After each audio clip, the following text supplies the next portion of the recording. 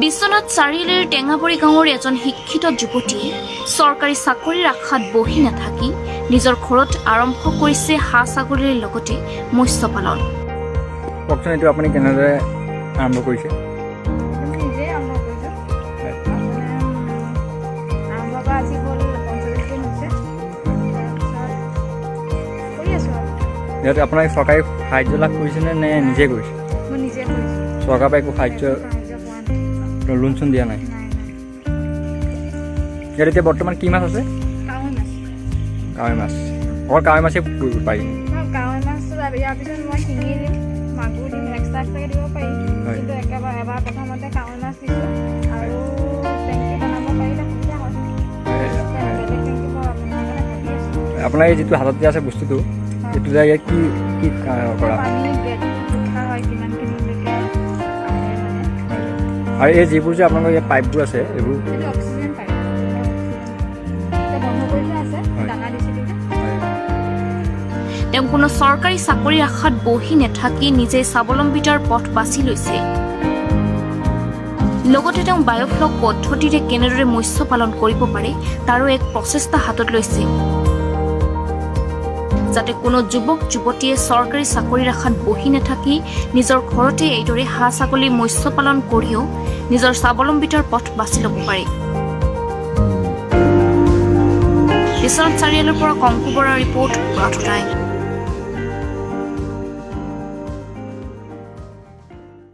নগাঁও জিলাৰ হাতীচং ব্ৰাহ্মণ গাঁৱৰ এগৰাকী শিল্পীৰ ব্যতিক্ৰমী পদক্ষেপ। মুখাশিল্পক বিশ্ব দৰবাৰত প্ৰতিষ্ঠা কৰাৰ উদ্দেশ্যে মুখাশিল্প নিৰ্মাণ কৰাৰ লগতে অঞ্চলৰ শিশুসকললৈ মুখাশিল্পৰ প্ৰশিক্ষণ দিয়াত ব্যস্ত হৈছে শিল্পীগৰাকী। এই শিল্পীগৰাকী হৈছে হাতীচং ব্ৰাহ্মণ গাঁৱৰ অজিত বৰা।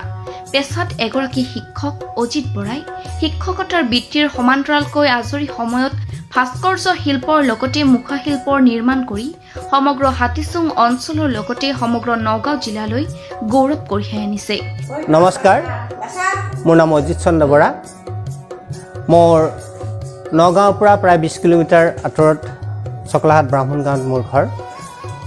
মই এই মুখাশিল্পৰ লগত আজি 6-7 বছৰ হ'ল মই লাগি আহিছোঁ আৰু অসমৰ বিভিন্ন মঞ্চত এই মুখাশিল্প প্ৰদৰ্শন কৰি মই বহুখিনি প্ৰশংসা লাভ কৰিছোঁ। সেয়েহে মই ভাবিলোঁ শেহতীয়াকৈ আমাৰ উঠি অহা এই নতুন প্ৰজন্মক যদি মই এই মুখাশিল্পভাগ দি যাব পাৰোঁ, অন্ততঃ নগাঁৱত ৰৈ যাব।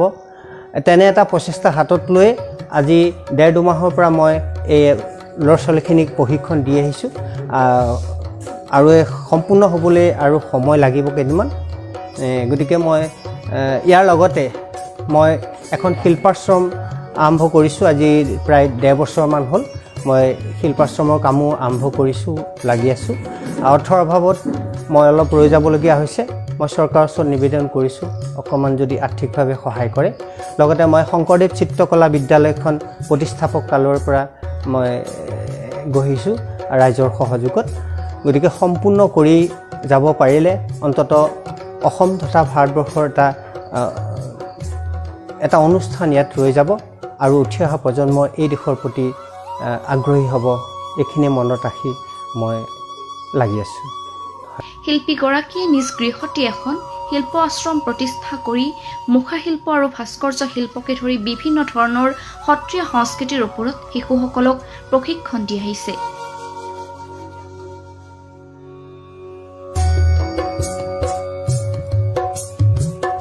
উল্লেখযোগ্য যে যি সময়ত সত্ৰীয়া সংস্কৃতিৰ এক অন্যতম সংযোজন গুৰুজনাৰ সৃষ্টি মুখাশিল্প বিলুপ্তিৰ পথত গতি কৰিছে, ঠিক সেই সময়তে শিল্পীগৰাকীয়ে লোৱা এনে প্ৰচেষ্টাক সকলোৱে একেমুখে প্ৰশংসা কৰিছে। বটদ্ৰৱাৰ পৰা আজাৰুদ্দিন আহমেদৰ ৰিপৰ্ট, প্ৰাৰ্থ টাইম।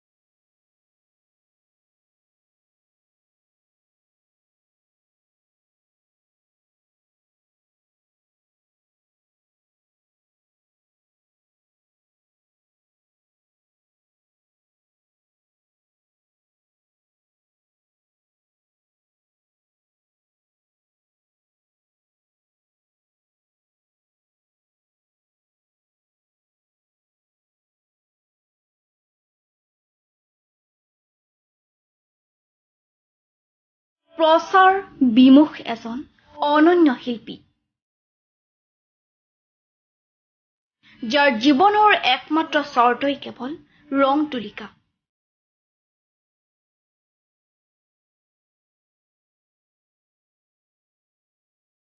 কেৱল ৰং তুলিকাৰ মাজতে জীৱন অতিবাহিত কৰা সেইগৰাকী প্ৰচাৰ বিমুখ শিল্পী আজি আপোনালোকৰ সন্মুখত।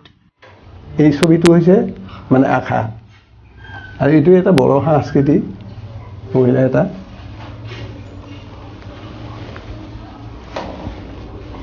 বাকী এইটো হৈছে মমৰ মূৰ্তি, মমেৰে কাটি উলিয়াই মূৰ্তি, মমেৰে বনাইছিলোঁ। এইটো মমৰ বনা আছিলে 4-5টা, কিন্তু হৈছে কি সিহঁত মানে গোটেইকেইটা তাৰমানে এই ছাত্ৰ ছাত্ৰী ইয়াতে ক্লাছ কৰি থকা অৱস্থাতে তেতিয়া তাৰমানে কাই কেনেকৈ ক'ৰ পৰা ফেলাই ভাঙাইছে সেনেকৈ সেইবিলাক আৰু জ্বলাই দি শেষ কৰি পেলাইছে।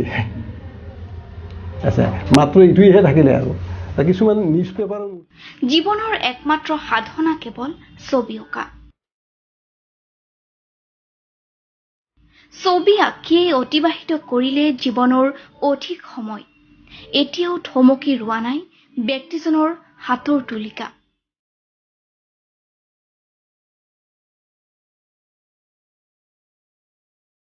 ব্যক্তিজনৰ হাতৰ পৰশত প্ৰাণ পাই উঠিছে অলেখ ছবি ভাস্কৰ্য।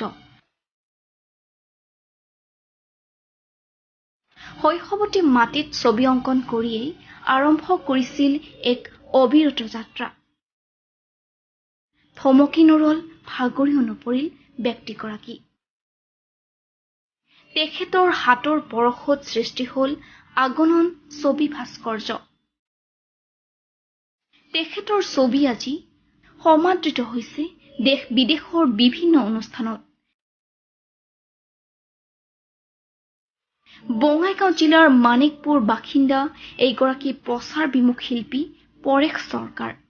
এইটো আচলতে মই প্ৰায় ক্লাছ 6-7ৰ পৰাই তাৰমানে মাটিতে বনাইছিলোঁ। আগতে প্ৰথমতে মাটিতে কাটিছিলোঁ, তাৰপিছত লাহে লাহেকৈ এইখিনি কিছুমান সেই পূজা পাতল এইবিলাকৰ মূৰ্তি থুৰ্তি অলপখানিক বনাইছিলোঁ মাটিৰে।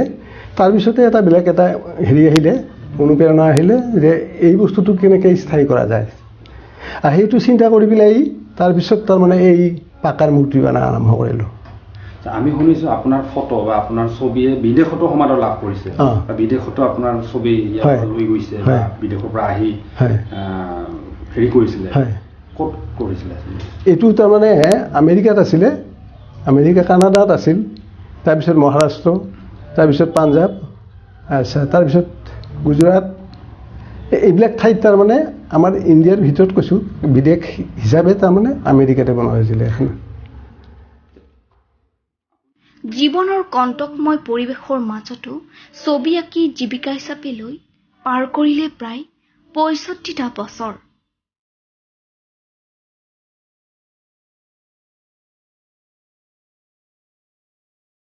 একমাত্ৰ চিত্ৰ অংকন কৰাৰ বাবেই ভালেই কেইবাৰ চৰকাৰী প্ৰতিষ্ঠানৰ চাকৰিৰ পৰা অব্যাহতি লৈ ব্ৰতী হৈছিল চিত্ৰ সাধনাত। সফলতা বিফলতাৰ কথা এবাৰো মনলৈ অনা নাই এইগৰাকী শিল্পীয়ে।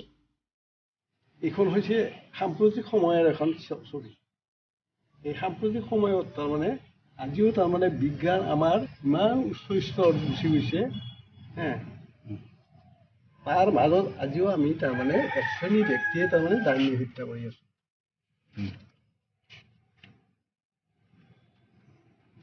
আচ্ছা, এই ডাইনী হত্যা কৰা নাই, ইয়াতে বাকী পেপাৰৰ টুকুৰাবিলাকত অন্ধবিশ্বাস দিয়া হৈছে। ইয়াতে মদ, হত্যা, ড্ৰাগছ, দুৰ্নীতি, আচ্ছা, এই বিভিন্ন সমস্যাবিলাক এইখনত মানে অন্তৰ্নিহিত হৈ আছে। নিৰ্জীৱ কাঠৰ টুকুৰাত ৰূপ দিছে বিষ্ণুৰাভা, সুধাকণ্ঠ, ভূপেন হাজৰিকা, চক্ৰেটিছ আদিৰ বিভিন্ন ভাস্কৰ্য। চিত্ৰ তথা ভাস্কৰ্যসমূহ সংৰক্ষণ কৰিবলৈ ব্যক্তিগৰাকীৰ নাই পৰ্যাপ্ত ঠাই তথা অৰ্থ। সংৰক্ষণৰ অভাৱৰ বাবেই নষ্ট হৈছে বহু মূল্যৱান ছবি ভাস্কৰ্য। কেইবাবাৰো শিল্পী পেঞ্চনৰ বাবে আবেদন কৰাৰ পিছত এইগৰাকী মহান শিল্পীয়ে লাভ নকৰিলে পেঞ্চন। আছিল নেকি বা যোগাযোগ কৰিছিল নেকি? নাই, ইয়াৰ আগতে মই আচলতে দুবাৰকৈ তাৰমানে শিল্পী পেঞ্চনৰ কাৰণে আবেদন জনোৱা হৈছিল চৰকাৰক। সেই দুবাৰ মোৰ শিল্পী পেঞ্চনটো নহ'ল, আৰু এইবাৰ 19-20 এই সময়ছোৱাটো তাৰমানে মই শিল্পী পেঞ্চনৰ কাৰণে আবেদন জনাইছিলোঁ, কিন্তু এইবাৰো পেঞ্চনটো নহ'ল। পৰিয়ালটোৰ কোনো এজন ব্যক্তিৰে লালসা নাই টকা পইচাৰ। একান্ত মনে সকলোৱে ব্ৰতী অকল চিত্ৰ সাধনাত।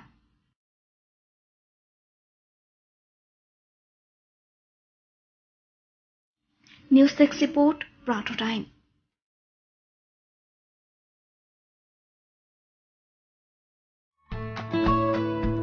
চতিয়া সমষ্টিত সৃষ্টি হৈছে অন্য এক কৃষি বিপ্লৱ। বিধায়ক পদ্ম হাজৰিকাৰ নেতৃত্বত গঢ় লৈ উঠা কন্যাকা বহুমুখী পামত এতিয়া সেউজ বিপ্লৱৰ জোৱাৰ।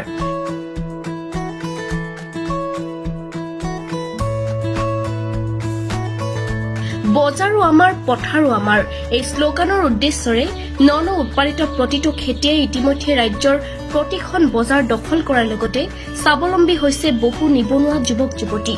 এইবাৰ কন্যাকাই বিশেষ বৈজ্ঞানিক পদ্ধতিৰে বিভিন্ন প্ৰজাতিৰ কল খেতি কৰা দেখা গৈছে। মালভোগ, অমৃতসাগৰ আদি কল খেতিৰ যোগেদি স্বাৱলম্বিতাৰ সপোন দেখা নিবনুৱা যুৱক যুৱতীসকললৈ সুখবৰ কঢ়িয়াই আনিছে কন্যাকাই। বিধায়ক পদ্ম হাজৰিকাৰ নেতৃত্বত গঢ় লৈ উঠা ভৰলীপৰীয়া কন্যাকা বহুমুখী পামৰ আমাৰ ইয়াৰ কল খেতি। এই ফাৰ্মখনৰ 2000 বিঘা মাটিৰ 3টা ভাগত বিভক্ত কৰা হৈছে। এই ভাগত আমাৰ যিটো 1 নম্বৰ কেম্প বুলি আমি কওঁ, ইয়াত আমাৰ 50 বিঘা মালভোগ কল আছে আৰু 40 বিঘা অমৃতসাগৰ, আৰু ইয়াৰ লগতে আমাৰ থলুৱা প্ৰজাতিৰ যিখিনি কল আছে, আমাৰ আঠিয়া কলৰ পৰা আদি কৰি থলুৱা আটাইখিনি প্ৰজাতিৰ কল ইয়াত আমি খেতি কৰিছোঁ। আৰু আমি এটা আশাৰ বতৰা যে এই কল খেতিয়ে আমাৰ মনত, আমাৰ নিবনুৱাসকলৰ মনত এক আশাৰ সঞ্চাৰ কৰিছে। মালভোগ কলৰ প্ৰতি বিঘাত আমি 2 লাখৰ পৰা 3 লাখ পৰ্যন্ত টকা এই প্ৰথম বছৰ, এই প্ৰথম যিটো আমাৰ হাৰ্ভেষ্টিং, ইয়াত আমি উপাৰ্জন কৰিবলৈ সক্ষম হৈছোঁ। আৰু আপোনালোকক আমি জনাবলৈ পাই আৰু সুখী হৈছোঁ যে আমি সকলোৱে জানো যে জীয়া ভৰলী নৈ এৰি থৈ যোৱা এই প্ৰচণ্ড এক বালিচৰ আমি যথেষ্ট সংগ্ৰাম আৰু গৱেষণাৰ মাজেদি আমি ইয়াক কৃষি উপযোগী ভূমিলৈ ৰূপান্তৰিত কৰিছোঁ।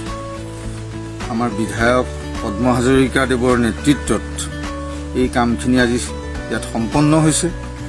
তেখেতৰ বলিষ্ঠ নেতৃত্বত আৰু তেখেতৰ যি অনুসন্ধিৎসু কৃষিৰ প্ৰতি যিটো তেখেতৰ আগ্ৰহ, তাৰ প্ৰতিফলন ইয়াত ঘটিছে। আত্মনিৰ্ভৰশীল ভাৰত, আত্মনিৰ্ভৰশীল অসমৰ যি শ্লোগান, আৰু পথাৰো আমাৰ, বজাৰো আমাৰ যি আমাৰ শ্লোগান আছে, তাৰ যথাৰ্থ প্ৰয়োগ আৰু কাৰ্যকৰী বাস্তৱ ৰূপ আজি কন্যাকাৰ জৰিয়তে আমি দেখাবলৈ সক্ষম হৈছোঁ। জামুগুৰিহাটৰ পৰা প্ৰেম তিৱাৰীৰ ৰিপৰ্ট, প্ৰাতঃ টাইম।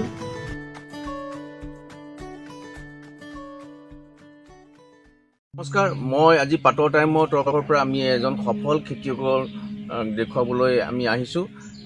মোৰ লগত আহিছে আমাৰ পাটৰ টাইমৰ গোলাঘাটৰ সাংবাদিক জয়ন্ত গগৈ ডাঙৰীয়া। কথাটো হ'ল কি, চাওক, আজিৰ যুগ আৰু তাহানিৰ যুগ। আজিৰ যুগৰ যিসকল যুৱক যুৱতী আছে, সেই যুৱক যুৱতীসকলে অকল মানে বাহ্যিকতাৰ ওপৰতে ভিত্তি কৰি চলি আছে। কিন্তু আমি এজন আজি সফল শিক্ষক আৰু আদৰ্শৱান শিক্ষকক দেখাব বিচাৰিছোঁ। তেখেতৰ এই বাগানলৈ আহিছোঁ। তেখেতৰ নাম হ'ল পূৰ্ণ বৰা। এই পূৰ্ণ বৰা ডাঙৰীয়াই তেখেতৰ এই পূৰ্বৰ এই যি পৰি থকা মাটি, এই পৰি থকা চাহ খেতি আৰু চাচি খেতি আৰু বিভিন্ন ধৰণৰ গছপুলি ৰুই মানে অসমখন সুন্দৰভাৱে গঢ়ি তুলিছে আৰু সেউজ বিপ্লৱটো সুন্দৰভাৱে আৰম্ভ কৰিছে। ইয়াৰ লগতে বহুতো পৰিয়ালক তেখেতলৈ সংস্থাপন দিছে। এই আপোনালোকক মই ভিডিঅ' জাৰ্নেলিষ্ট দিব্যজিৎ তামুলী দেখুৱাবলৈ অনুৰোধ কৰিছোঁ তেখেতৰ বাগানখন। তেখেতৰ এই বাগানখন চাওক, এইখন বাগান চাচি আছে, আপোনাৰ চাহপাত আছে।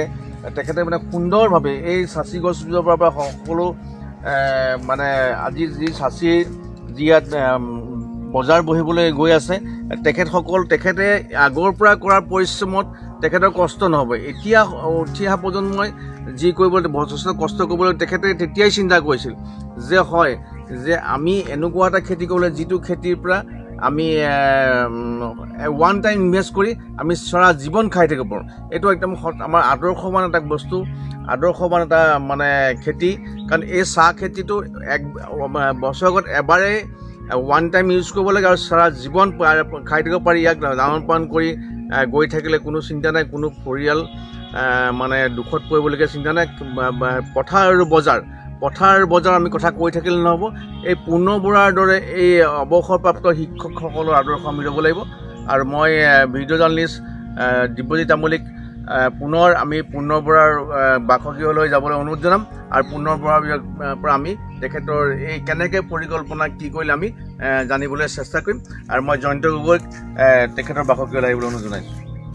আহি আমি এই ছাৰৰ কাষ পাইছোঁহি যে ছাৰে অসমবাসী ৰাইজক আৰু মানে জনাব আজি কি ধৰণে তেখেতে খেতি কৰিলে, কি ধৰণে খেতি কৰি বহুত যুৱক যুৱতী স্বাৱলম্বী কৰিছে।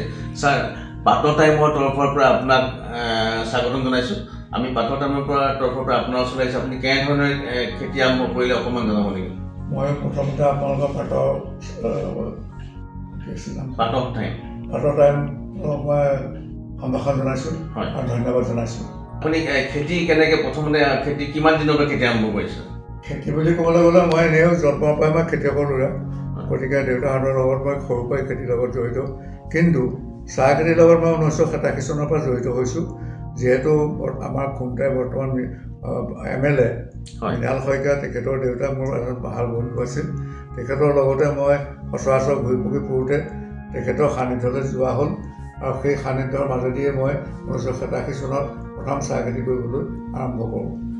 আৰু সেয়াই নহয়, 1987 চনতে আমি প্ৰথম গোলাঘাট জিলাত ক্ষুদ্ৰ চাহ খেতিয়ক কেইজন লগ লাগি আমি ক্ষুদ্ৰ চাহ খেতিৰ সন্ধান, তাৰপিছত লাহে লাহে সদৌ অসম ভিত্তিত সদৌ অসম ক্ষুদ্ৰ চাহ খেতিয়ক সন্ধান গঠন কৰা হ'ল। আৰু তাৰ লগে লগে আমি 1990 চনত তিনিচুকীয়া বৰগুৰিত প্ৰথম বাৰ্ষিক অধিৱেশনত আমাৰ কাৰ্য সম্পাদন কৰা হয়। তাৰ পিছৰ বছৰত শিৱসাগৰ বৰহাটত আমি এই দ্বিতীয় বছৰ আমাৰ বাৰ্ষিক অধিৱেশন হয়। এনেকৈ দুবছৰৰ মূৰে মূৰে আমাৰ ক্ষুদ্ৰ চাহ খেতিয়ক সন্থাৰ বাৰ্ষিক অধিৱেশন অসমৰ ইমূৰৰ পৰা সিমূৰলৈকে আমি ইয়াত এই অনুষ্ঠান অনুষ্ঠিত কৰি আহিছোঁ। গতিকে তেতিয়াৰ পৰা মই চাহ খেতিৰ লগত জড়িত।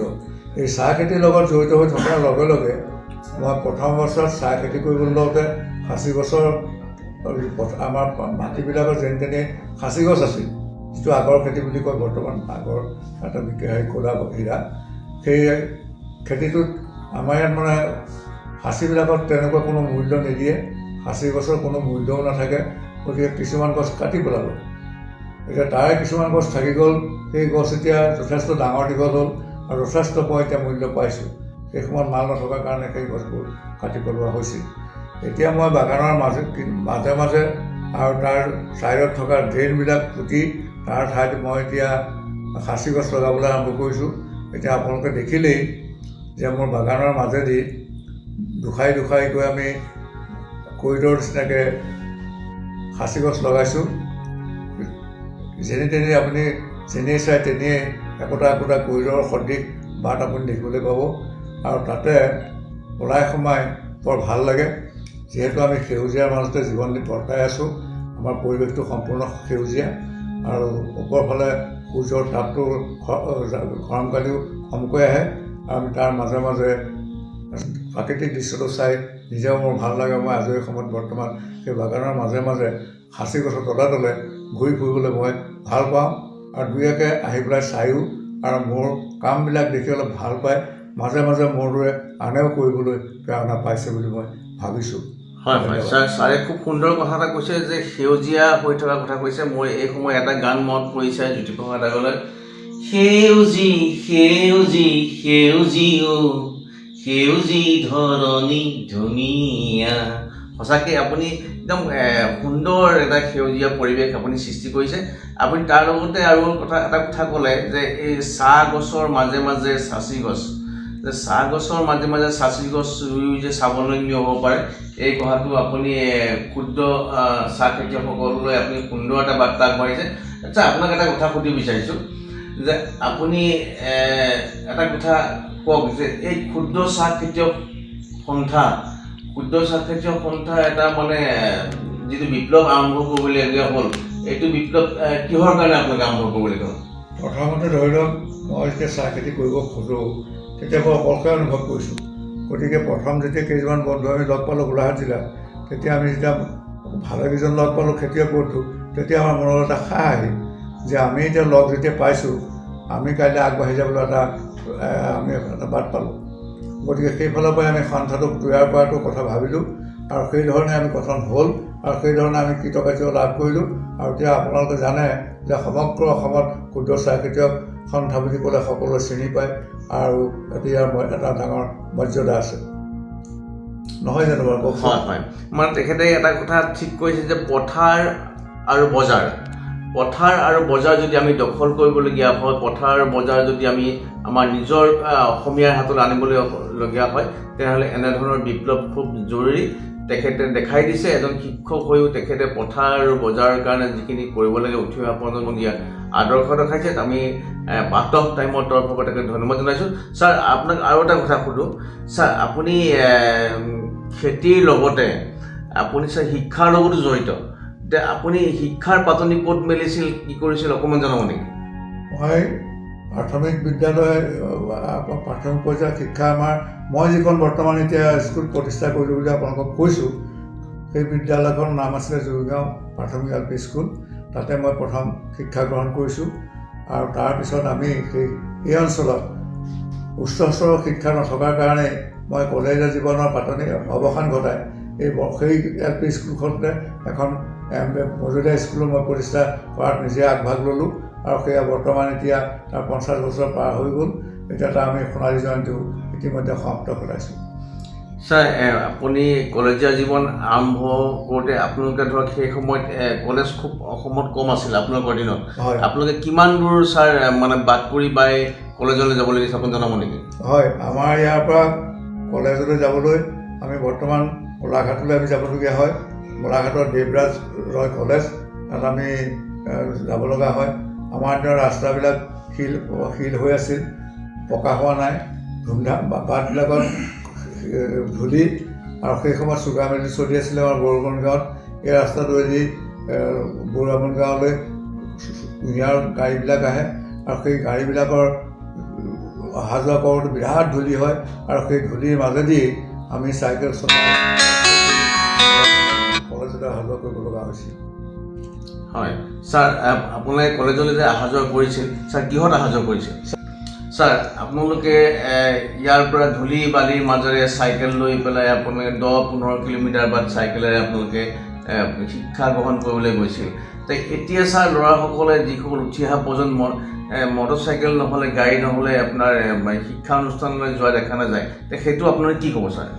এইটো ক্ষেত্ৰত আমি ক'বলৈ আৰু বৰ্তমান যুগটো সলনি হ'ল। আমাৰ দিনত চাইকেলে একমাত্ৰ বাহন আছিল বুলি ক'ব পাৰি, কিন্তু এতিয়া চাইকেলক এক প্ৰকাৰ একসেয়া কৰিছে। এতিয়া ল'ৰাবিলাকে আপোনাৰ মটৰচাইকেল আৰু গাড়ী নহ'লে প্ৰায় নোহোৱাৰ দৰে হৈছে। গতিকে এতিয়া যুগটো সলনি হ'ল, আমাৰ যুগতকৈ এতিয়া বহুত পৰিৱৰ্তন। গতিকে সেয়েহে আমি কাইলৈ ল'ৰাবিলাককো দোষ নিদিওঁ, এইটো যুগৰ ধৰ্ম। গতিকে ল'ৰাবিলাকে এতিয়া খালি এটা কথাই বেয়া লাগে যে ল'ৰাবিলাকে যিটো উগ্ৰগতি ধৰি ইয়াত জোৰত মটৰচাইকেল চলায়, সেইটো নিজৰ কাৰণেও ক্ষতি কৰা, আনৰ কাৰণেও অনিষ্ট কৰা বুলি মই ভাবোঁ। গতিকে সেইসকল যাতে এটা নিৰ্দিষ্ট নিয়মৰ মাজেদি মটৰচাইকেল চলায়, তাৰ প্ৰতি মই আহ্বান জনাইছোঁ। ছাৰ, আৰু এটা কথা আমি দেখা পোৱা যায় ছাৰ, এই যে আমি আগত আপোনালোকে এজন শিক্ষকক যিটো ব্যৱহাৰ কৰে, গুৰুক যিটো ব্যৱহাৰ কৰে, আপোনাৰ এজন শিক্ষক অহালৈ আপোনালোকে চাইকেলৰ পৰা নামি দিয়ে, এতিয়া ছাৰ সেইটো দেখা নাযায়। সেইটো আপুনি ছাৰ কি বুলি ক'ব? কিন্তু এইটো ক্ষেত্ৰত মই এতিয়া বৰ্তমান যিটো দেখিছোঁ সেইটো কথা মিছা কথা বৰ নহয়, কিন্তু তথাপিতো শিক্ষকজনৰ যদি নিজা কাইলৈ ব্যক্তিত্ব থাকে, সেই ব্যক্তিত্বশীল শিক্ষকজনক এতিয়াও শ্ৰদ্ধা সকলোৱে কৰে বুলি মই ভাবোঁ। হয় ছাৰ, আপুনি ৰাষ্ট্ৰীয় পৰ্যায়ৰ শিক্ষাৰ পুৰস্কাৰ প্ৰাপ্ত এজন শিক্ষক। আপোনাৰ যিদিনা আপুনি কৃতি শিক্ষক হিচাপে যিদিনা পুৰস্কাৰ পাইছিল, আপোনাৰ মনটো কেনেকুৱা লাগিল ছাৰ? মই ৰাষ্ট্ৰীয় পুৰস্কাৰ পোৱা নাই, হেৰি ৰাজ্যিক পুৰস্কাৰ পাইছোঁ। হয়, এইটো খুব ভাল লগা কথা, কাৰণ গুৱাহাটীত যেতিয়া গৈ ৰবীন্দ্ৰ ভৱনত এই সন্মানভাগ ল'বলৈ গৈছোঁ, খুব ভাল লাগিছে। আৰু মোৰ লগৰ তেতিয়া সমগ্ৰ অসমৰ ভিতৰৰ পৰা ভালেকেইজন শিক্ষক বন্ধুক লগ পাইছোঁ, আৰু সেই সময়তে সেইটো এতিয়া মোৰ কাৰণে এটা বৰ আছুতীয়া সন্মান বুলি মই ভাবোঁ। কাৰণ মই যি কৰিলোঁ শিক্ষকতাৰ মাজে মাজে সমাজৰ কাৰণে, সেইটো এটা স্বীকৃতি পালোঁ। আৰু 1990 চনতেই মই গোলাঘাট জিলাৰ ভিত্তিত মই প্ৰথম পুৰস্কাৰ পাইছোঁ। তাৰপৰা মই 96 চনত ৰাজ্যিক শিক্ষক পৰিষদৰ পুৰস্কাৰ মই পাবলৈ সক্ষম হৈছোঁ। গতিকে মোৰ কামৰ স্বীকৃতি হিচাপে ইয়াক পোৱাত মই নিজকে অলপ সৌভাগ্যশালী বুলি মই অনুভৱ কৰোঁ। ছাত্ৰ আৰু শিক্ষকৰ সম্বন্ধটো কেনেকুৱা হোৱাটো আপুনি বিচাৰে? ছাত্ৰ আৰু শিক্ষকৰ সম্বন্ধটো মধুৰ হ'ব লাগে। আৰু শিক্ষক হ'ল অভিভাৱক, ছাত্ৰ হ'ল আমাৰ নিজৰ ল'ৰা ছোৱালীৰ দৰে। গতিকে আমি নিজৰ ল'ৰা ছোৱালীৰ দৰে ছাত্ৰ ছাত্ৰীবিলাকক আমি শিক্ষাদান কৰিব লাগে মৰমৰ মাজেদি।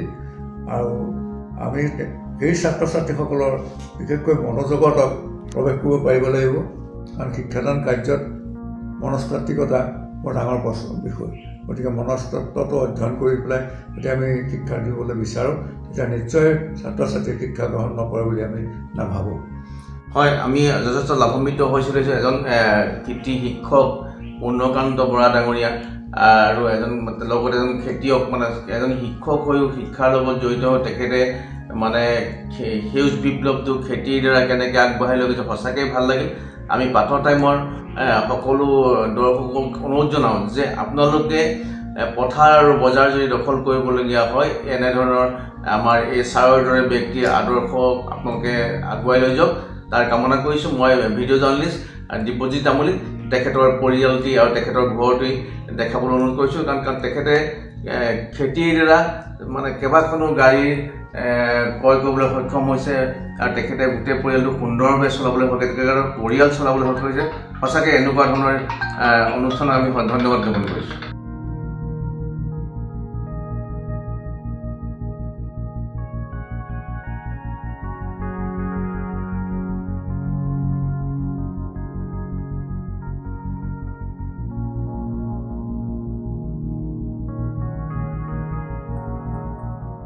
আচ্ছা, এটা কথা কিন্তু ঠিক যে ছাৰে কৈছে যে মোক আপোনালোকে সকলো দেখালে, কিন্তু মোক যোনে প্ৰেৰণা দিছে মোৰ সহধৰ্মিনী, তেখেতক নেদেখুৱালে মই মানে আধৰুৱা সময় খুব দুখ পাম।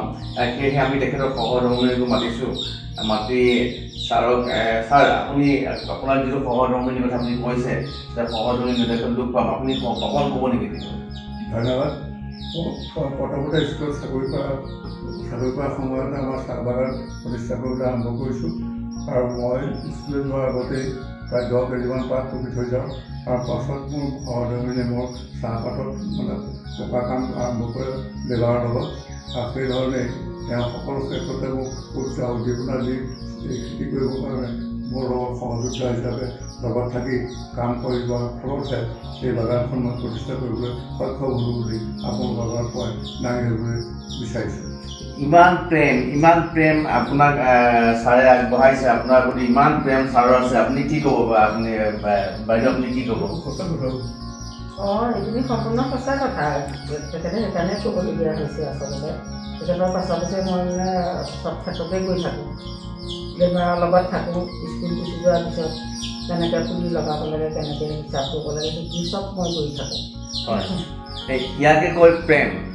এই প্ৰেম সঁচাকৈ সকলোৰ লগত হ'ব পাৰে, মানে প্ৰকৃতিৰ লগত হ'ব পাৰে, আকাশখনৰ লগত হ'ব পাৰে, সূৰ্যৰ লগত হ'ব পাৰে, নিজৰ সহধৰ্মীৰ লগত হ'ব পাৰে। যিটো শ্ৰদ্ধা, তেখেতৰ যিটো শ্ৰদ্ধা দেখিলোঁ, সঁচাকৈ আমি ছাৰক আমি পাঠৰ টাইমৰ তৰফৰ পৰা ছাৰৰ এই শ্ৰদ্ধাক স্বাগতম জনাইছোঁ। গোলাঘাটৰ পৰা জয়ন্ত গগৈ আৰু দেৰগাঁৱৰ পৰা সত্যজিৎ হাজৰিকাৰ ৰিপৰ্ট, প্ৰাতঃ টাইম।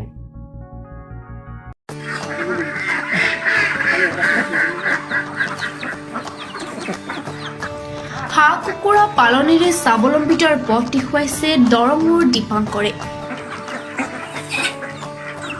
দৰং জিলাৰ মংগলদৈ বিধানসভা সমষ্টিৰ অন্তৰ্গত 2 নং বেজপাৰা নিবাসী শিক্ষিত যুৱক দীপাংকৰ হাজৰিকাই হাঁহ কুকুৰা পালনেৰে জিলাখনৰ নিবনুৱা যুৱকক অনুপ্ৰাণিত কৰাৰ লগতে চৰকাৰী চাকৰিক আশা নকৰি নিজেও স্বাৱলম্বী হৈ উঠিছে।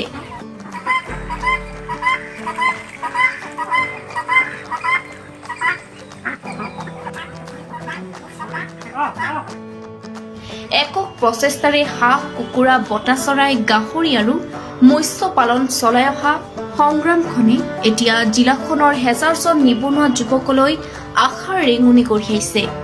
পৰিচয়টো কওক। হয়, নমস্কাৰ। মোৰ নাম শ্ৰী দীপাংকৰ হাজৰিকা। মোৰ ঘৰ মঙলদৈ 2 নং বেজপাৰাত। মই বৰ্তমান ফাৰ্ম এখন কৰি আছোঁ। বেজপাৰাত হাঁহ, মুৰ্গী, বটা চৰাই, তাৰপিছত আপোনাৰ জিলাই গোটেইখিনি। মোৰ নিজস্বভগীয়াকৈ মই মেচিন আনি কিনে মাহিলী ধৰক 3000 বা 2500 এনেকুৱা পোৱালি প্ৰডাকশ্যন দি দিওঁ। তাৰপিছত এই ব্যৱসায়টো কৰি থকা মোৰ আজি প্ৰায় 4 বছৰে হ'ল আৰু ব্যৱসায়টোৰ পৰা যথেষ্টখিনি মানে ছাকচেছ হৈছোঁ আৰু সেইকাৰণে কৰি আছোঁ। যদি ধৰক কোনোবাই কৰিব বিচাৰে তেনেহ'লে ধৰক হাঁহ, মুৰ্গী বা এনেকুৱা ফাৰ্ম এখন কৰি নিজে স্বাৱলম্বী হ'ব পাৰে আৰু তো এইখিনিৰ লগতে ঘৰুৱাভাৱে যিখিনি ধৰক আপুনি খেতি বাতি বা অলপ চলপ কিবা কৰিলে ধৰক এইখিনি মিলি কিনে আপোনাৰ চলিব পাৰে আৰু। যে আপুনি এই যে হাঁহবিলাকৰ পৰা পোৱালি উৎপাদন কৰে, আপুনি মেচিন ক'ৰ পৰা কেনেকৈ আনিলে? মেচিনটো মই বাকী এনেই হেৰিটো নিজে বনাইছোঁ আৰু যিখিনি মেচিনাৰী বস্তু আছে সেইখিনি মোৰ বন্ধু এজনে মানে আনি দিছে, তেওঁ আনি ফিটিং কৰিছে। বাকী মেচিনটো মই নিজে ঘৰতে মানে বনাইছোঁ আৰু মেচিনৰ কামখিনি আপুনি নিজে কৰে? হয়, নিজে। পোৱালি উৎপাদনটো কেতিয়া কিমানমান দিনৰ মূৰত আপুনি পোৱালি কিমান পায়? ধৰক এতিয়া আপোনাৰ হাঁহৰ মোটামুটি মোৰ মেচিনত একেবাৰে 3000 পোৱালি খায় হাঁহৰ হ'লে, এই মানে কণীটো ভৰাব পাৰি। তাৰ ভিতৰত আপোনাৰ 2500-2400 এনেকুৱা পোৱালি ওলায়। আৰু হাঁহৰ পোৱালিটো ওলাওঁতে আপোনাৰ 28 দিন টাইম লাগে আৰু মুৰ্গীটো হ'লে আপোনাৰ 22 দিনত ওলাই যায় আৰু। মুৰ্গী পোৱালিও আপুনি কৰে? হয়। এইবিলাক আপুনি ক'ত বিক্ৰী কৰে? আপোনাৰ বজাৰখন ক'ত আছে? এইখন বজাৰ মানে মোৰ এনেকুৱা আগতে মাৰ্কেটিং কৰি থোৱা আছে, মানে জেগাই জেগাই লগৰবিলাক আছে, গোটাইবিলাকক মানে গ্ৰুপ ছিষ্টেমত মেছেজ কৰি দি দিওঁ। যেতিয়া পোৱালিখিনি ওলায় তেওঁলোকে সেই ফাৰ্মৰ পৰা লৈ যায় আৰু। আপুনি যে এইবিলাক কৰি আছে, মূলধনটো আপুনি কেনেকৈ যোগাৰ কৰিছে?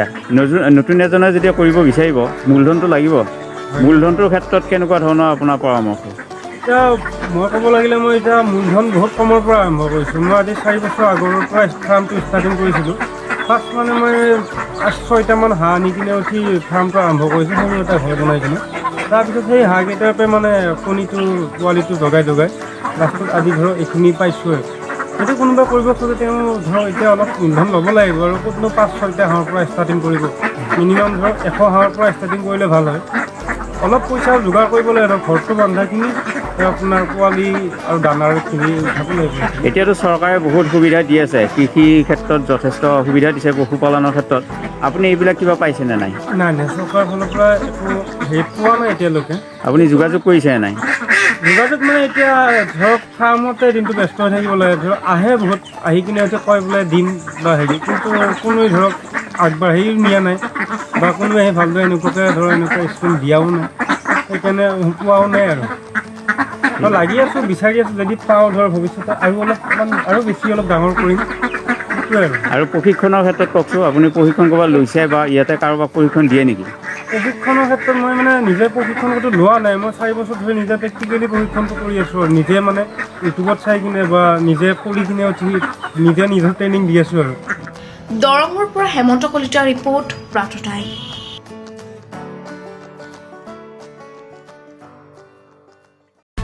এজন যুৱকে কলৰ খেতিৰ জৰিয়তে স্বাৱলম্বিতাৰ পথ প্ৰশস্ত কৰিলে। গোলাঘাটৰ বুঢ়ালী কছৰ পল্লৱ গগৈ নামৰ এজন যুৱকে চাহ গছৰ মাজে মাজে বিভিন্ন প্ৰজাতিৰ কলৰ খেতি আৰু সমান্তৰালভাৱে গাহৰি পালন, মীন পালন কৰি ভাৰতবৰ্ষৰ ভিতৰতে এজন আদৰ্শ খেতিয়কলৈ পৰ্যবেক্ষিত হোৱা পৰিলক্ষিত হৈছে। নমস্কাৰ, মই আছোঁ আজি গোলাঘাটৰ বুঢ়ালী কছনৰ এজন আদৰ্শ যুৱ কৃষকৰ ঘৰত। এই আদৰ্শ যুৱক কৃষকজনৰ নাম হৈছে পল্লৱ গগৈ। আজি পল্লৱ গগৈয়ে কেনেকৈ চাহ গছৰ মাজে মাজে তেওঁ কলৰ খেতি কৰিছে, এই কলৰ খেতি এটা প্ৰণালীবদ্ধ হিচাপে কলৰ খেতি কৰি এখন তেওঁ বজাৰ দখল কৰিবলৈ সক্ষম হৈছে। আৰু তেওঁ এই কলৰ খেতিৰ জৰিয়তে তেওঁ এই বজাৰৰ জৰিয়তে তেওঁ অসমৰ যুৱকসকলৰ এজন আদৰ্শৱান যুৱক হ'বলৈ সক্ষম হৈছে। আৰু তেওঁ কলৰ খেতি চাবলৈ তেওঁ অসমৰ বিভিন্ন প্ৰান্তৰ পৰা কৃষক আহি তেওঁৰ পৰা তেওঁ যিটো পদ্ধতিগত হিচাপে কলৰ খেতি কৰিছে, এই কলৰ খেতিসমূহ আজি কৃষকসকলে ইয়াৰ পৰা তেওঁ যিটো চাহ গছৰ মাজে মাজে কেনেকৈ তেওঁ কলৰ খেতি কৰিছে, এই যিটো পদ্ধতি, এই পদ্ধতিটো লৈ যাবলৈ সক্ষম হৈছে। আমি সঁচাকৈয়ে মই নিজেই আজি মানে হেৰাই গৈছোঁ তেওঁৰ কলৰ খেতিৰ মাজত। এক বিৰাট আকাৰৰ কল আপোনালোকক মই দেখুৱাইছোঁ।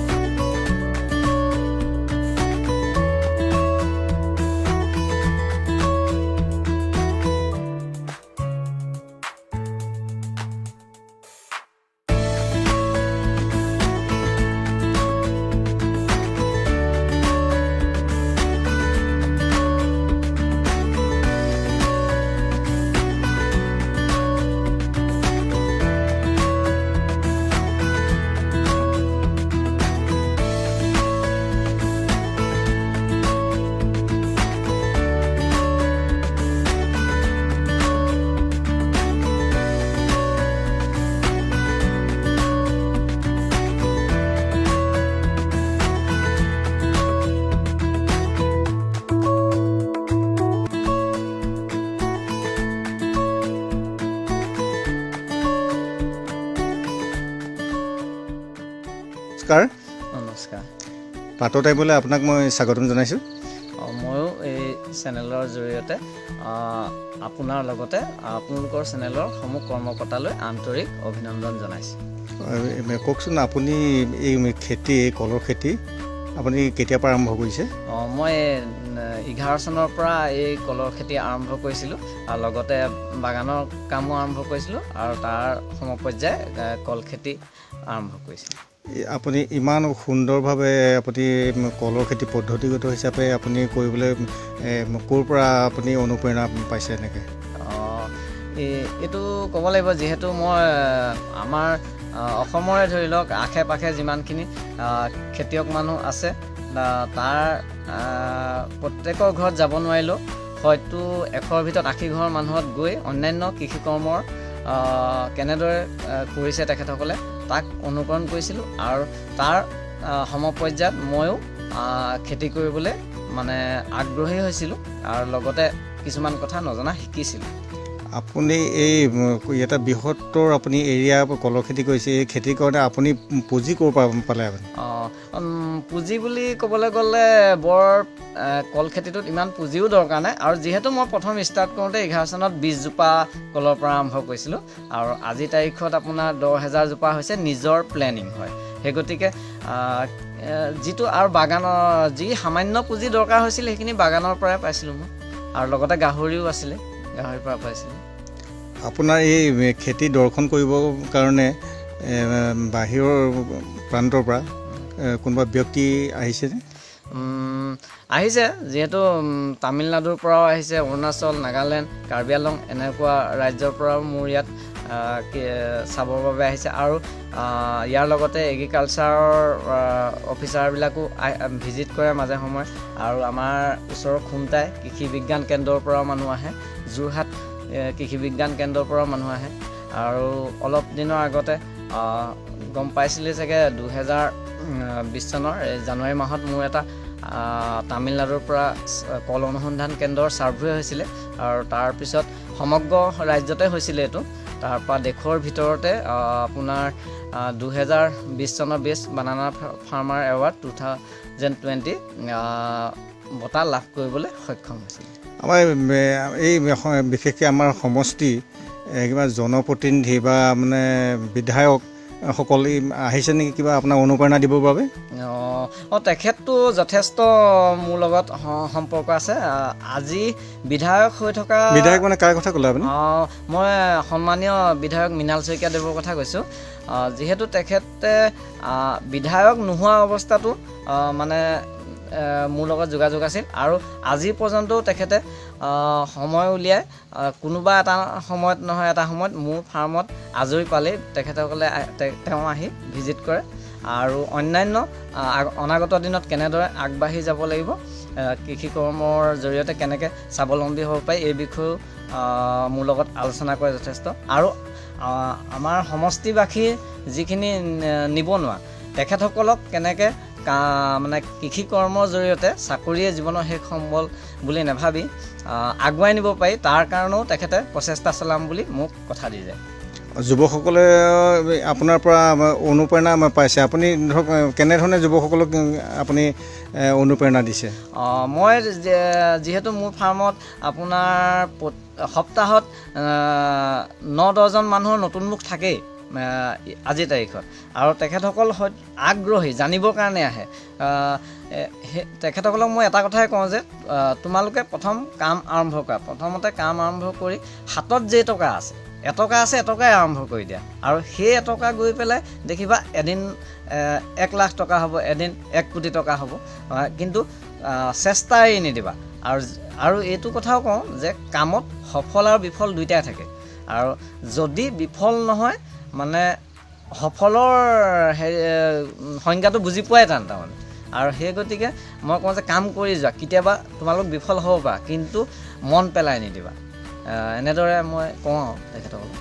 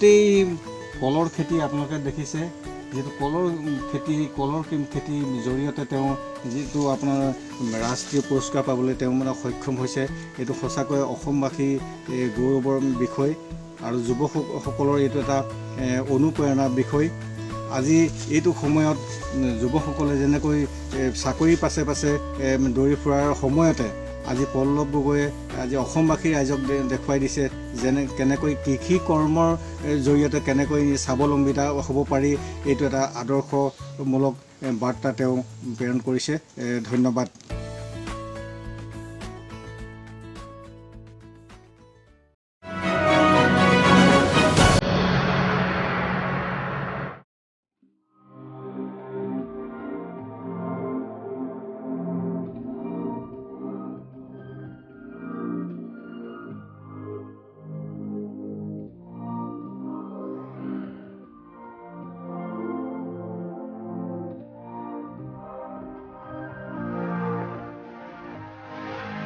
দক্ষিণ কামৰূপৰ পলাশবাৰী সমষ্টিৰ অন্তৰ্গত নহিৰাৰ এজন যুৱক নাম দিগন্ত কুমাৰ।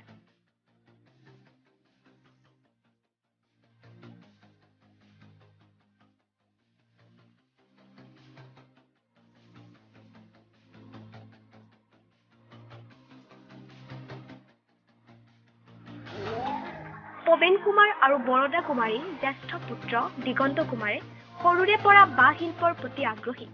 ৰামপুৰ নিবাসী বিপ্লৱ গোস্বামীৰ তত্বাৱধানত শিকিছিলে বাঁহ বেতৰ কাম। কৰ্মক্ষেত্ৰত আজি প্ৰায় 6 বছৰ। তেওঁৰ হাতৰ পৰশত প্ৰাণ পাই উঠে বাঁহ বেতেৰে তৈয়াৰী প্ৰতিটো বস্তু। যোগতে মানে তেওঁ বাবু কৰি আছে এইবিলাক কাম আজি 6 বছৰ আগৰ পৰা, কিন্তু আমি সেনেকুৱাকৈ আৰু ইনকামটো সিমান হোৱা নাই, এতিয়া হৈ আছে লাহে লাহে হোটেলতে কষ্ট কৰি হৈ আছে। 6 বছৰৰ পৰাই কৰা বুলি ক'লে কৰিলেও কিন্তু সিমান এটা চেল হোৱা নাছিল। এতিয়া ঘৰতে কৰি আছিল, তাৰ পৰা এনেকৈ যায়ে গম পালে এনেকৈ পাই এনেকৈ লৈ যাই আছিল। এতিয়া বৰ্তমান দোকান এখন দিলে, সেই দোকানখনত এতিয়া সকলোৱে গম পাই পেলাই সকলোখিনিকে আৰু হেৰি কৰি আছে। অভাৱ অনাটনেৰে জুৰুলা দিগন্তই এতিয়ালৈ ঢুকি পোৱা নাই কোনো চৰকাৰী সা সুবিধা। গুৱাহাটীৰ চানমাৰীস্থিত খাদী বৰ্ডৰ অফিচত গৈও বহুবাৰ হৈছে বিমুখ। তেওঁ আমাক জানিবলৈ দিয়া মতে অলপ চৰকাৰে সুবিধা দিলে তেওঁ এই উদ্যোগৰ জৰিয়তে বহুকেইজন যুৱকক দিব পাৰিব কৰ্মসংস্থাপন। ইতিমধ্যে তেওঁ 2গৰাকী যুৱকক দিছে কৰ্মসংস্থাপন। এইটো বৰ্তমান মই 6 বছৰ ৰানিং হৈছে, 6 বছৰৰ পৰা কৰি আছোঁ। এইটো আপোনাৰ আমাৰ ৰামপুৰ জি ইণ্ডাষ্ট্ৰি আছে, তেখেতৰ নাম বিপ্লৱ গোস্বামী। তেখেতৰ তাত 6 মাহমান কাম কৰিছিলোঁ, তেখেতৰ পৰাই এই মই কৰ্মটোৰ মানে অৰ্জন কৰিছোঁ। ইয়াত আপোনাৰ বাঁহৰ গোটেইখিনি, এইটো আপোনালোকে দেখি আছে এনেকুৱা চকী, আপোনাৰ চেণ্টাৰ টেবুল, ড'ৰ ডিজাইনিং, তাৰপিছত পালেং, আপোনাৰ চফা ছেট, বাঁহৰ সকলোখিনি কাঠৰ যেনেকুৱা তেনেকুৱা গোটেই সামগ্ৰী বনোৱা হয়। হয় মানে বৰ্তমান মই গুৱাহাটীতে মাৰ্কেটিং কৰি আছোঁ, বাহিৰতো অলপ চলপ গৈ আছে। গোটেই মাৰ্কেটখন সম্পূৰ্ণ মই কাভাৰ কৰিব পৰা নাই, তথাপিও চাইডত চলি আছে অকণমান। বৰ্তমান কৰ্মচাৰী মানে মোৰ লগত 2জন আছে, মই 3জন। মোৰ ভাইটি আছে আৰু এজন বাহিৰৰ ল'ৰা আছে। চৰকাৰৰ ফালৰ পৰা বৰ্তমানে একো পোৱা নাই, চেষ্টা কৰিছোঁ বহুত। খাদীটো এপ্লাই কৰিছিলোঁ, কিন্তু এতিয়ালৈ একো মানে ভাল সুফল পোৱা নাই। হয়।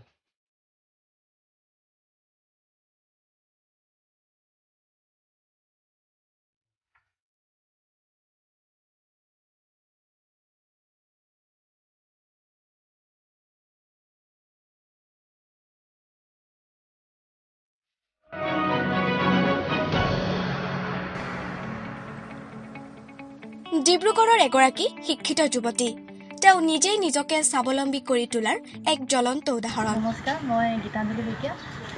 মোৰ নিমকি চিনাকি ফুড প্ৰডাক্ট আজি এই 2020 মাৰ্চ মাহত আমাৰ এবছৰ কমপ্লিট হৈছে।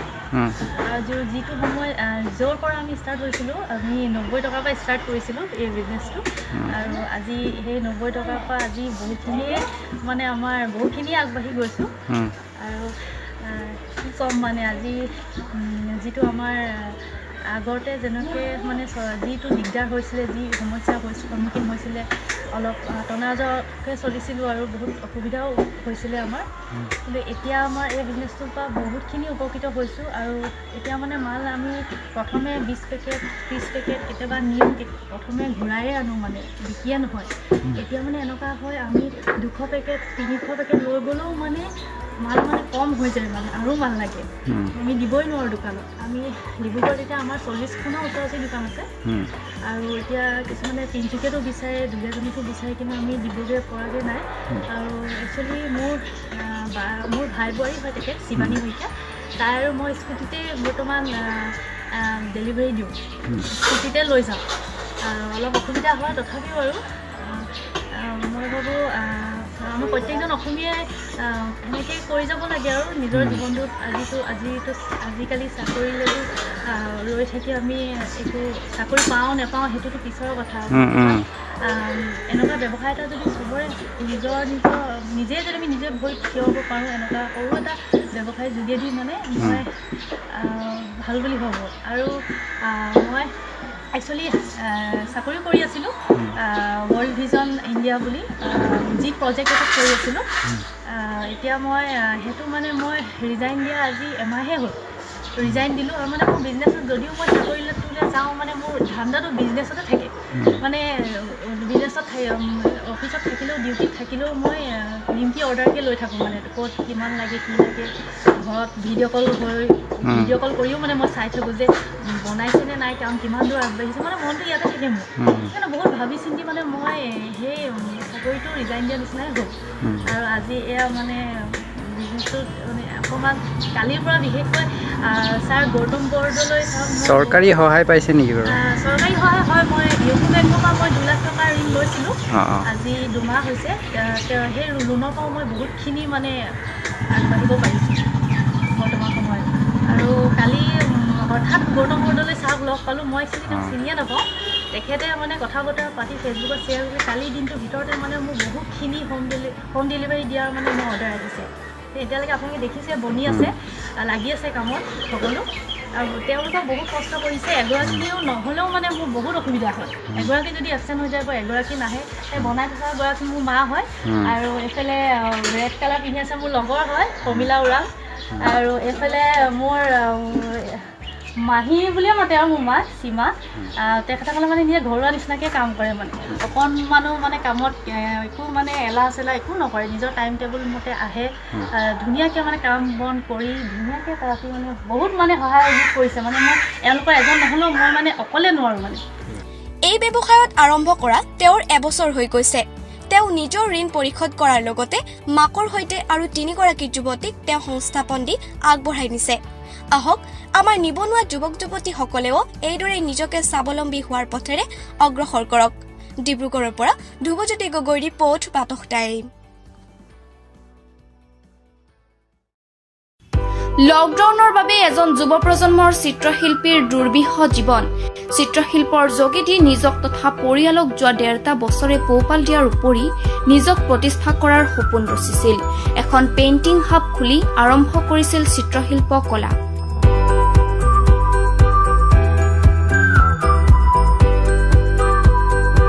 সৰ্বনিম্ন 2,000 টকাৰ পৰা 70,000 টকা পৰ্যন্ত মূল্যৰ একোখন পেইণ্টিং বিক্ৰী হয়। কিন্তু লকডাউনৰ বাবে স্থবিৰ হৈ পৰিছে ব্যৱসায়, যাৰ বাবে যোৱা 6 মাহত এখনো পেইণ্টিং বিক্ৰী নাই। আৰ্থিক সংকটত জুৰুলা হৈ পৰিছে প্ৰতিভাধৰ চিত্ৰশিল্পী দীপাংকৰ বাইলুং। ব্যৱসায়টো আৰম্ভ কৰা আপোনাৰ যোৱা বছৰ জুনৰ পৰা আৰম্ভ কৰিছোঁ। প্ৰথম বছৰ ভালেই আছিলে, বিক্ৰী বাৰ্তাও ভাল আছিলে। এতিয়া বৰ্তমান লকডাউনৰ সময়ত একেবাৰে বিক্ৰী বাৰ্তা একেবাৰে কমি গ'ল মানে বিক্ৰী বাৰ্তা নাই, বন্ধ ৰাখিব লগা হ'ল বহুত দিন। তাৰপৰা এতিয়া মানে দিনক দিনে চাই আছোঁ বস্তু পাবলৈ নাই লকডাউনত। পেইণ্টিঙৰ যিখিনি সামগ্ৰী অইল পেইণ্টিঙৰ আৰু এইবোৰ অইল পেইণ্টিঙৰ অলপ কষ্টটো বেছি হয়। আৰু সামগ্ৰীবোৰ বৰ্তমান পাবলৈও নাইকিয়া হৈছে। এনেকৈ আপোনাৰ অইল পেইণ্টিং আছে, এক্ৰিলিক পেইণ্টিং আছে মোৰ ইয়াত। কোনোবাই যদি এতিয়া কিনিব বিচাৰে তো আমাৰ ইয়ালৈ আহি তেনেকৈ সংগ্ৰহ কৰিব পাৰিব।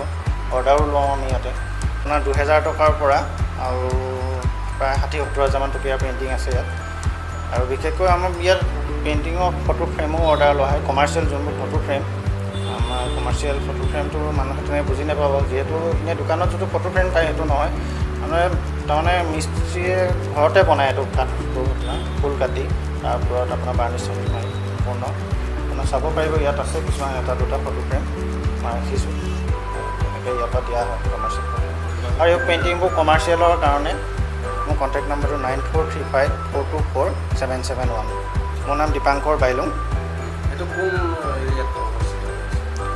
নুমলীগড় তেলগড় অঞ্চলত এইজন শিল্পীৰ প্ৰতি চৰকাৰে দৃষ্টি দিবনে? নুমলীগড়ৰ পৰা জানমণি দত্তৰ ৰিপৰ্ট প্ৰাতঃ টাইম।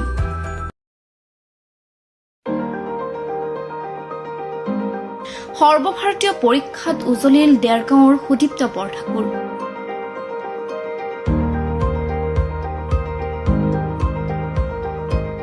ফুল ভালপোৱা ল'ৰাজনে সৰ্বভাৰতীয় মেডিকেল বাছনি পৰীক্ষা 2020ত দেৰগাঁৱৰ বঙালগাঁৱৰ সুদীপ্ত বৰঠাকুৰে কঢ়িয়াই আনিলে সফলতা।